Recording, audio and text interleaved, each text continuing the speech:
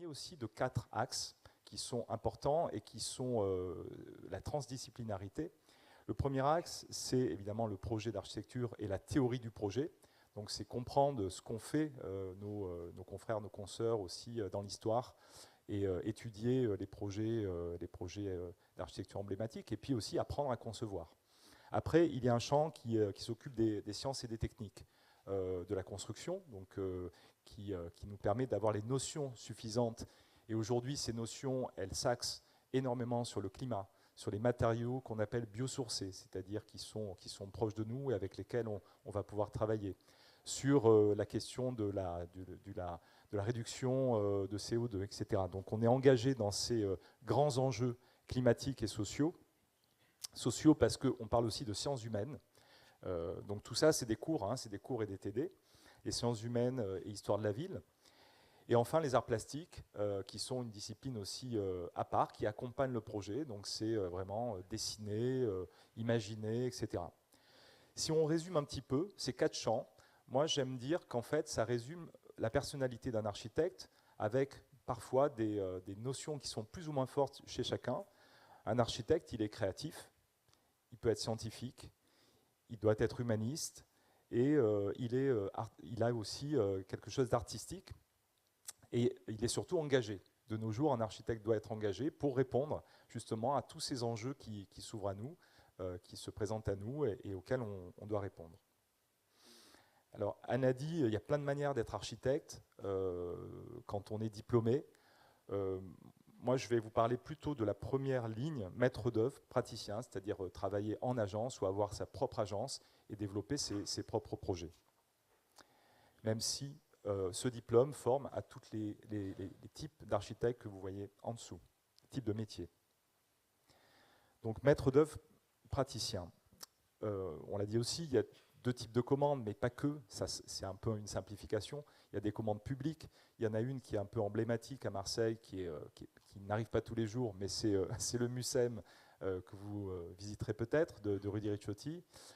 Et puis un autre exemple, ailleurs, une maison qui a été iconique pendant des années parce qu'elle a été construite avec très peu de moyens et elle a produit beaucoup d'espace pour les habitants, c'est la maison La Tapie de la Caton et Vassal, qui sont Pritzker Prize. Le Pritzker Prize, c'est le Nobel en architecture.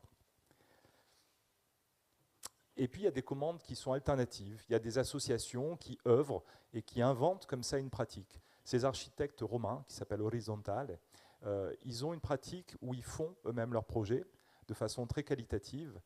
Ils sont en dialogue aussi avec les habitants, ils co-construisent le projet, et ils le réalisent. Donc ça permet de répondre à des petites commandes avec des petits budgets, mais de résoudre aussi des urgences dans des territoires.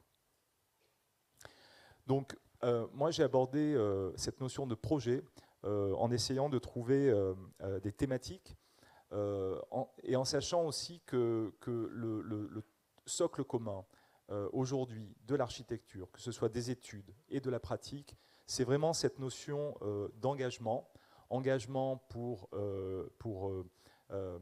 travailler sur les réductions de CO2 et engagement pour offrir un logement digne à tous, et puis aussi pour travailler en harmonie avec nos écosystèmes naturels, c'est-à-dire qu'aujourd'hui, l'architecture, ou la construction peut-être de façon plus large, a grignoté beaucoup, on appelle ça l'étalement urbain, a grignoté beaucoup de territoires, de paysages, etc. Nous, ici, avec nos étudiants, on réfléchit à la manière de construire de façon plus pertinente, donc dans des sites, dans des environnements qui sont déjà bâtis, donc plutôt dans les centres-villes. On va privilégier la densité, mais une densité qu'on pourrait qualifier de heureuse, pas une densité qu'on va subir. Et donc on travaille sur cette notion et sur cette préservation parfois de certains territoires. Donc l'architecture peut aussi réfléchir par le vide, comment on préserve des territoires.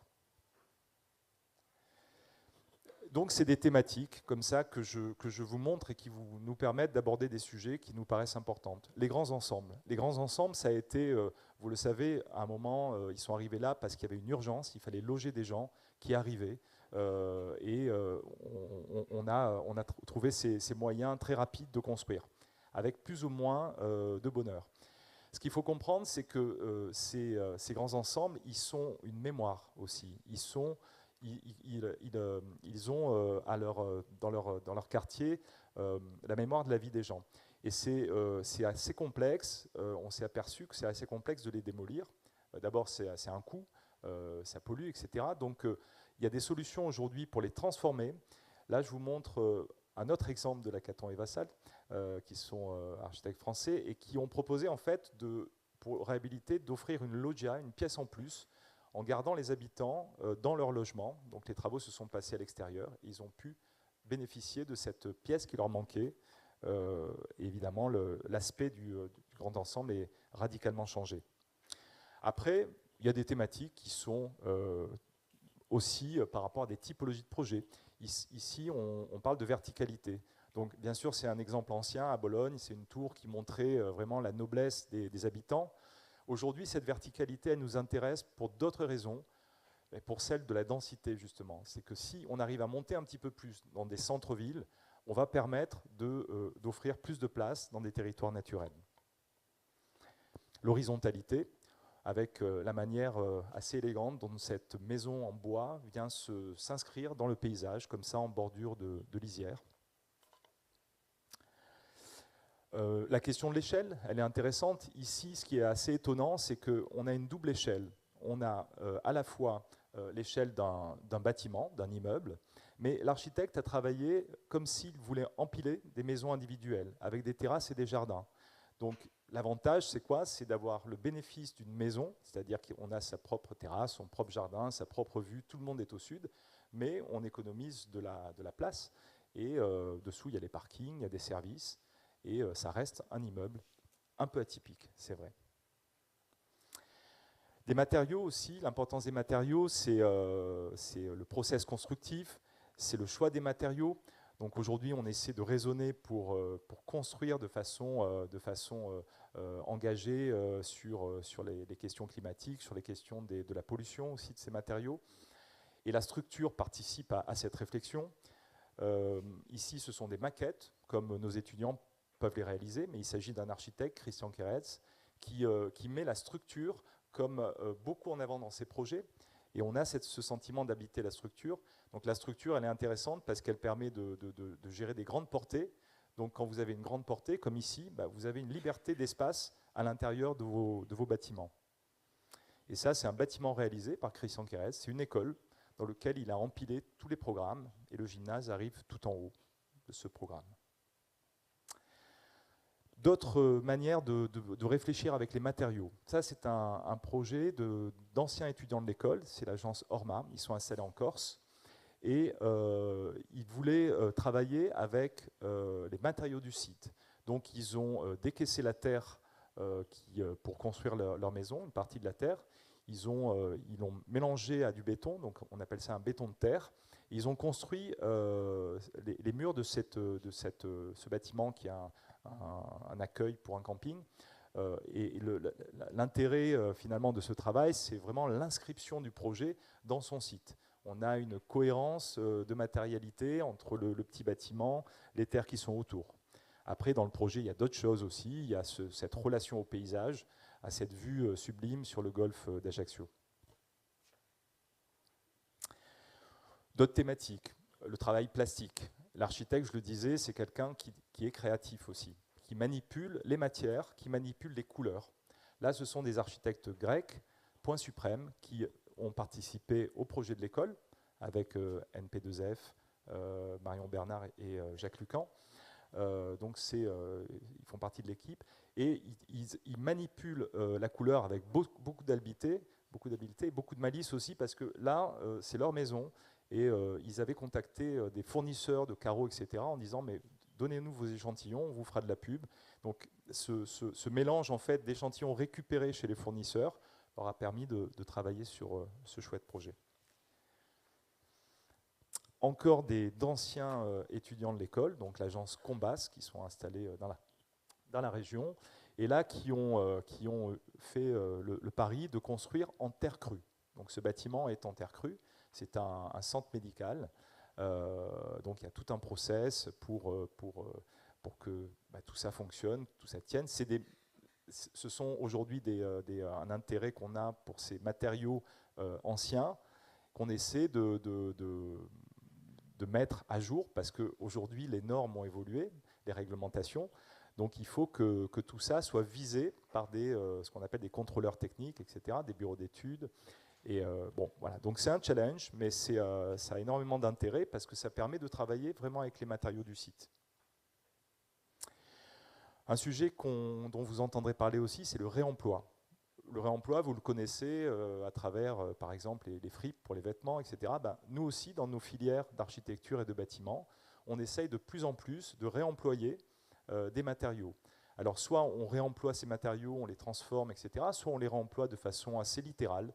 Ici, un petit pavillon par l'agence Encore Heureux, où ils réutilisent d'anciennes portes de bureau pour fabriquer l'enveloppe, comme ça, d'un petit pavillon de façon très heureuse, justement. Évidemment, on est en Méditerranée, donc nous, on a à Marseille un ancrage méditerranéen. La Méditerranée, c'est tous les pays qui nous entourent, c'est toutes les régions qui nous entourent. On travaille avec un climat, donc un climat, le soleil, le Mistral. Aujourd'hui, on a de la pluie, c'est pas tous les jours. Et donc, on travaille avec la lumière aussi. Et la lumière devient un matériau, et l'ombre devient un matériau. Ça crée des rythmes, ça crée des ambiances, et quand vous allez apprendre à concevoir, vous allez aussi apprendre à concevoir avec cette lumière et ces ombres. Alors, il y a des projets, des thématiques qui parlent aussi de mise en scène. Ici, c'est un projet qui est à Paris, et c'est un travail sur la transparence. C'est Jean Nouvel, l'architecte que vous devez connaître, et c'est la Fondation Cartier. Donc c'est un projet un peu atypique aussi. Et la transparence, pourquoi? Parce que c'est un travail sur un bâtiment, mais où Nouvel voulait montrer aussi le jardin, les arbres centenaires qui étaient présents, etc. Donc il a travaillé sur ces grandes parois en verre qui mettent comme ça, qui donnent une vision sur l'ensemble du jardin, tout un jeu de reflets. Et c'est un centre d'art notamment. L'épaisseur, c'est important, on en a parlé avec la structure. Ici, ce sont des termes qui sont assez connus, ça s'appelle les termes de Valls par l'architecte Peter Zumthor, c'est en Suisse. Et vous voyez le travail depuis les petits dessins, où il montre comme ça cette épaisseur, comment le projet, il avait envie qu'il s'inscrive dans les terres, et ensuite comment il arrive à réaliser avec ses pierres l'image finalement de ses premiers dessins, c'est-à-dire comment on creuse le sol pour venir fabriquer ces termes, un peu à l'image d'une carrière finalement, dans lequel il y aurait l'eau qui est venue ensuite. Alors ici, on est sur un bâtiment aussi, un autre bâtiment iconique, un autre architecte iconique, c'est Mies van der Rohe. Et on parle ici de l'effet de socle. L'effet de socle, c'est comment l'architecture ne s'arrête pas à la façade du bâtiment, mais parle aussi d'espace public, parle de sol. Ici, la particularité de ce bâtiment, c'est que c'est à la fois ce socle qui accompagne le public jusque dans le bâtiment, et puis c'est une toiture très simple. Il y a quelques poteaux qui la tiennent, et puis une grande transparence pour donner à voir vraiment toute l'exposition d'art à la ville. Le rythme, c'est la répétition des fenêtres. Donc le rythme, ça peut être intéressant dans une rue, par exemple. Dans une architecture haussmannienne, vous avez du rythme, le rythme des fenêtres. À Florence, vous avez du rythme avec l'architecture classique. Et puis dans l'architecture contemporaine, on parle aussi de rythme. Ici, vous voyez, ces fenêtres sont inclinées pour aller chercher la bonne lumière. Elles fabriquent aussi de l'ombre. Et puis elles créent une unité, une harmonie, finalement, pour ce bâtiment. C'est l'ANE, les architectes qui travaillent sur Paris. La notion de limite et de relation au paysage, c'est très intéressant parce que, comme je disais, l'architecture, ça ne s'arrête pas à la façade, mais ça dialogue aussi avec le territoire. Donc les limites sont parfois floues, et c'est ce qu'a voulu réaliser Alvaro Siza avec cette piscine à Porto, où finalement, quand la mer parfois est déchaînée, l'eau de la piscine se confond avec l'eau de la mer. Et il y a cette sensation, quand vous baignez dans la piscine, d'être pratiquement dans les éléments naturels.